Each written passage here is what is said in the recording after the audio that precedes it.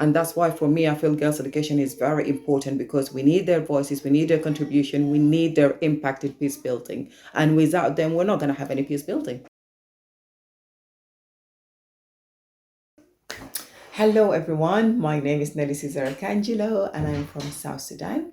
I was born in a place called Wow, and I was raised there up to the age of 6 when we moved to Khartoum. Education was always very important in our family, and it was coming from my dad. So I always find my dad one of these few South Sudanese men at that time who really championed girls' education, and that had a massive impact on us. We were 4 girls. My dad' priority was education, education, education. My dad' advice to us was never about getting married and finding somebody who can sponsor you in life through marriage. It's all about us doing the right thing for ourselves, finding education and going for it basically. So that had a lasting impact on me. So from a very young age, education was very important to me.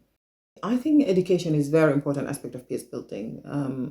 For me personally, as South Sudanese, for most of my life, I remember war in between South Sudan and the Khartoum-based government. And now that we have our own country, is still there are lots of issues going on.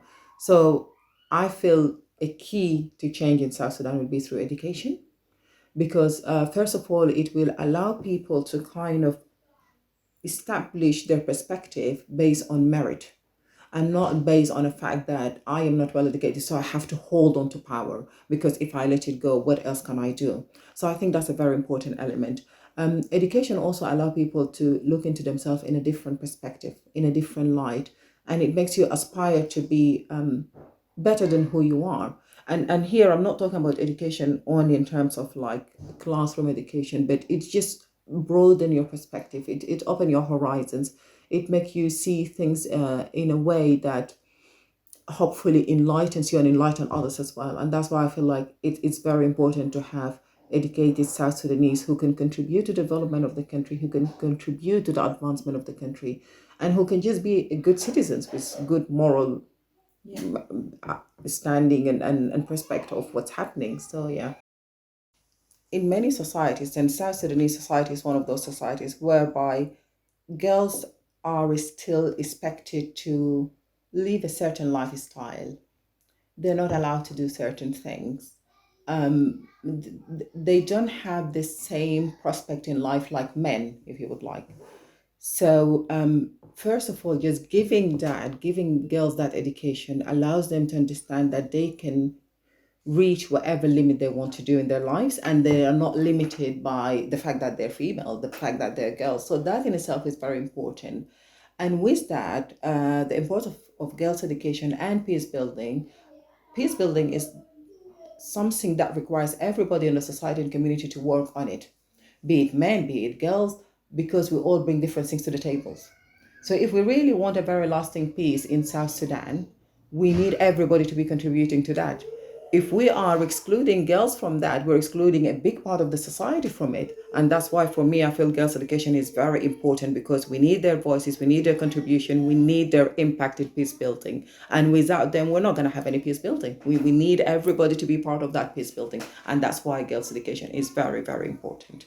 I think Iba Girls School is a beautiful model of how education can really produce something very beautiful and something very tangible for the society. And even though it's in a certain area of South Sudan in Western Equatoria, the impact, the generation of girls that they are going to produce is a benefit for the whole of South Sudan. It's a benefit for the whole of South Sudan. And today, if I'm a young girl in South Sudan and I look at an alumni from Iba Girls School, it doesn't matter which part she's coming from. For me, she's South Sudanese. And that will inspire me to be like her. I go to places and South Sudanese young girls see me driving cars. And they said, no, she's not driving a car because they just never seen a South Sudanese woman doing something like that before. So I just find Iba Girls School is one of those examples as well that young girls can see what can be done by another woman like me. Leave alone, she's from South Sudan. Then definitely I can do it. Definitely I can aspire to be like that. Definitely I can aspire to be that person. And that is something very important. So it's a wonderful job what Iba Girls School is doing. Yeah.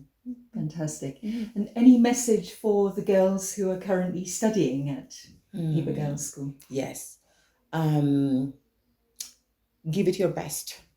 Education is your window, it's your door, it's your avenue to reach limits in life that you never thought you can go there. Give it your best. This is a wonderful opportunity. Be serious about it. Explore it. Enjoy it. Enjoy it. Try to get the best out of it and just enjoy it. And yeah, and hopefully one day you will be a great South Sudanese woman leader that we will look at like, she was at Ibe Girls School. So yes, give it your best and go for it. I went to Juba University very briefly in Khartoum. But then after that, I moved with my aunt to Europe. Mm-hmm. And eventually I ended up in the UK, where the majority of my families are in London. So I did my undergraduate degree in international relations and economics at Westminster University.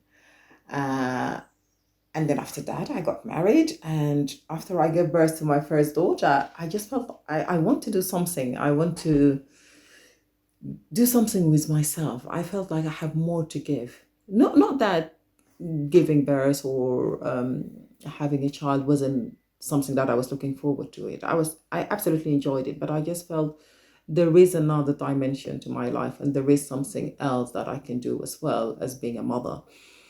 And I remember I was talking with my mom. We were in Kenya at that time, and my mom said to me, "Why don't you go and do your master's degree?" At that time, my dad passed away like 10 years ago. And she was like, he was always telling you to do your master's degree. And it's true.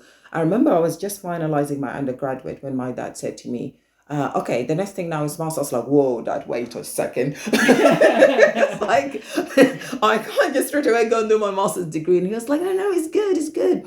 I said, okay, I'll think about it. Think about it, take me 10 years later. And I said to my mom, you know what? You're absolutely right. I'm going to do my master's degree. So I had the chance through a scholarship from Windle Trust International to come back to the UK and do my master's degree at Oxford Brookes University. And I'm graduating tomorrow. And yes. With distinction. With distinction. Which was not easy because at that time I had Delcina already, our eldest. Then I fell pregnant. And then I submitted my dissertation, and 3 days later, I gave birth to our son, Charles. So, yes. Yes. Yeah. And your degrees in development and emergency practice. That's right. Together. That's right. Yes, development and emergency practice. Yeah. Which was really very good as well, because over the years I worked with UNDP in Khartoum when I was finalizing my last year at Westminster University. And then I worked in Juba in South Sudan. I work in the humanitarian sector, protection to be more specific. But going back to uni and do my master's degree in development and emergency practice just allows me to move a bit back and think about it from a more wider perspective, from a more holistic perspective, and also just compare and see what other countries are doing with regard to all these issues we have in South Sudan. So that was really good. So tell us about your dissertation for your master's course. Yes, my dissertation was on education. It was about the impact of education on shared identity in South Sudan. Because, for so long we were excited about the idea of getting independent, having our own country and all this and that. And of course, after that, the whole thing just went really badly for us, terribly badly for us. So I wanted to know, do South Sudanese who are educated, does education make an impact in a sense that it developed in us a sense of shared identity more than identity along ethnic lines, because that's one of the biggest issues we're dealing with in South Sudan. So my dissertation was on the impact of education on shared identity among the educated South Sudanese post 2013, because this is where the whole thing kind of like fallen apart, kind of. So I just wanted to know if education has an impact on our shared identity. And what did you find? It was interesting, actually. I think I found two things. Number one, people will say, yes, definitely. Education has an impact on shared identity because it allows you to think in a different way. It kind of let your thinking be broader. But also they talked about not necessarily education in terms of what education does in the classroom, but education in terms of how it exposes you to different cultures, to different understanding, to different valuing of human being and humanity. So they felt like while they, in their cases, they feel education really helped them in that sort, they know of people as well that they didn't allow education to take them further down the road. So instead of enlightening them and opening their views to respecting other cultures and other people, they go back to limiting themselves. But generally, as a whole, they felt education has really exposed them to different way of thinking, understanding of issues. So yeah, they felt that was really good in helping them to see people in terms of humanity, not in terms of ethnic groups. So yeah. So your father sounds a great supporter of education. What gave him his interest in education? My dad himself grew up in a family that valued education, championed education.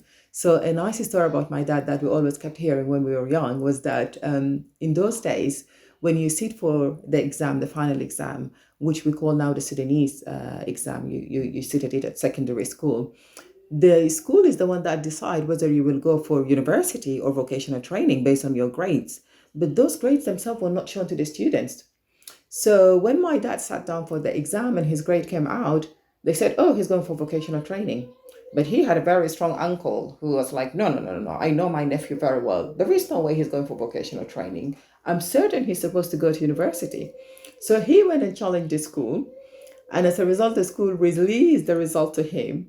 And he saw that, yes, indeed, my dad was supposed to go to university. And this is how my dad got to go to Khartoum University. I believe at that time it was even still called Gordon University before they changed the name. So yeah, I guess he himself from a very young age was kind of exposed to education. Not only that, actually, my dad lived a childhood that was a little bit difficult and hard, not because of anything, just because of the nature, I guess, of his father had another wife, and he was left with his aunties to take care of him and this and that. So he would tell us how he used to walk for school. The school was far away, and my dad would walk to school, and how he will try his best and try not to get emotional and how he will try his best, like whatever food he can get his hand into it, he will save it, and this will be like what he will nibble on his journey to school. But for some reason he knew within himself that education is the way forward for him. Mm. And when he had us, he just felt the same way about us. It doesn't matter, we're girls. Education is the way forward for us. And indeed, he held very good position in his life. His last position was the chairman of local government. And he was, I believe, one of the most educated in his family.